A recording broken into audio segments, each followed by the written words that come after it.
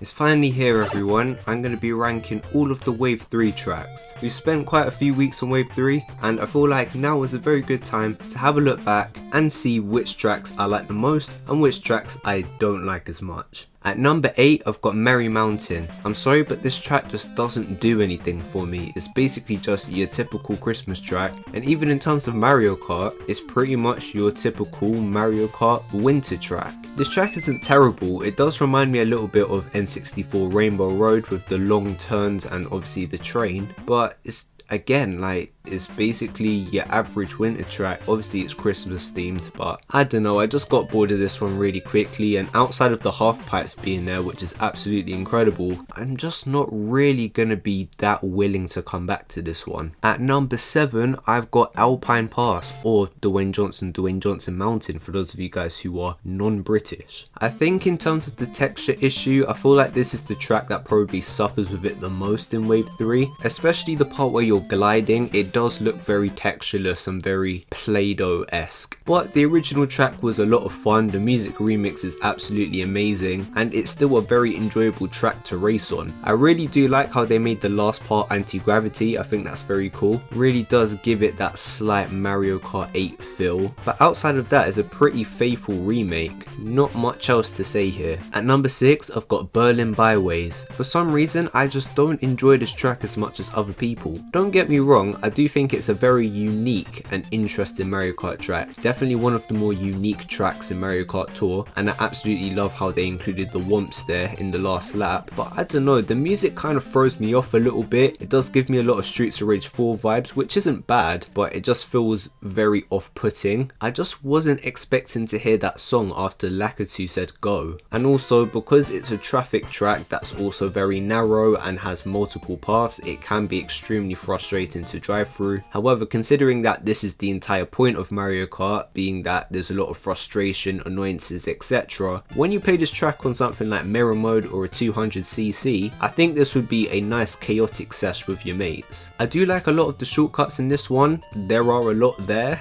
And similar to the other Mario Kart Tour tracks, I like how there's a nice balance between the real life location that it's based off of and Mario as a whole. Easter eggs, memorabilia, obstacles, etc. At number 5 I've got Boo Lake. This was definitely a track I was super excited for. Now, me being completely honest, putting this one above the last 3 tracks is a little bit biased because I did grow up with Super Circuit and this was a track that I played quite a bit growing up. So naturally when it got remade, regardless how it would come out, I'm pretty sure I would like it. However, the execution, I don't want to say I was let down because it is still a lot of fun, especially in multiplayer, but I feel like this track could have benefited greatly from maybe variations in each lap, and that might have helped it stay more interesting, because for the most part it's pretty much just a wooden plank the entire time. Not that many obstacles. The biggest highlight is the underwater section, and there isn't really anything too crazy going on outside of the ramps. And if you want to talk about the boos and the fish bones, you barely even see them, especially the boos. They're always high up in the sky. This is a perfectly fine remake and I really don't mind it. I think this track wins mostly because of theming, music and visuals, but the layout itself, it's okay. This one might trigger some people. At number 4 I've got 3DS Rainbow Road. Now these last remaining tracks are definitely my favourite in this wave by far, and starting things off we have everyone's favourite, which is 3DS Rainbow Road. Now as immaculate as that road is, as I've said in many Booster Calls past videos, let's be real, they didn't change that much. For the most part it is pretty much the same track but just with different textures and updated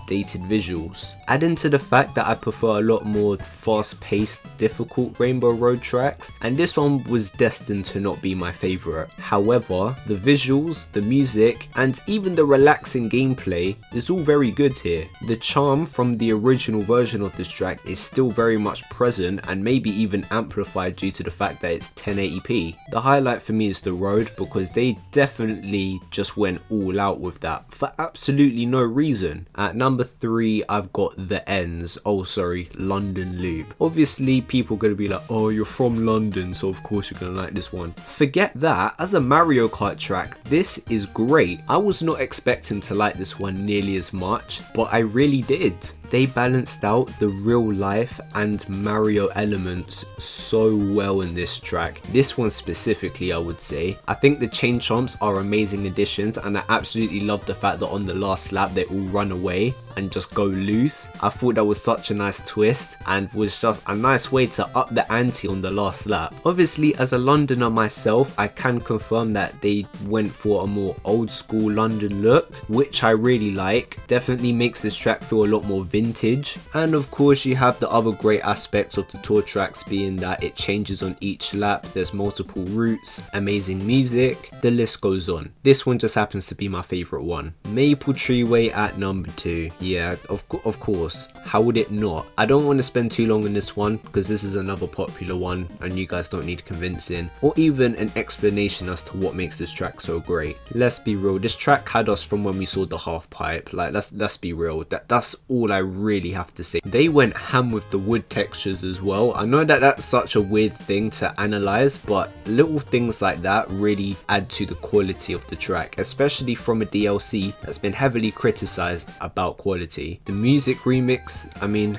I feel like I'm repeating myself at this point, but again, amazing remix. Very similar to the autumn theme in Animal Crossing in my opinion. I don't know if it's just me, but this track feels a lot more spacious compared to the Wii version. I'm not saying that I prefer it to the Wii version, but it feels like we have a lot more space to drive on the track. I mean, I'll take it, it gives this version of Maple Tree Way its own identity. Let's be real, if you're a fan of the Mario Kart Wii version, then you just can't go wrong with the 8 Deluxe version. And at number 1 is Peach Gardens. Am I biased because it's Mario Kart DS? Yes. But come on, you take one of my childhood tracks and then you put a massive surprise in the last lap like that? Like, come on. But no, they done way more than that. Even if you don't want to look at the last lap, let's be real.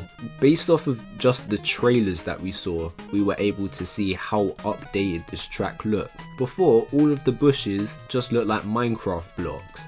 They actually look like things now. What they done here is absolutely great, and I love how spacious it feels as well. Considering that this is a garden track, it only makes sense to make us feel a lot more like we're in a massive area. I love how they added just a random piranha plant towards the end of the track. I absolutely love this remix. Again, it feels like I'm repeating myself, but we all know how great 8 Deluxe's remixes are. They added a glider ramp at the end so we can go through the bushes. Like, what?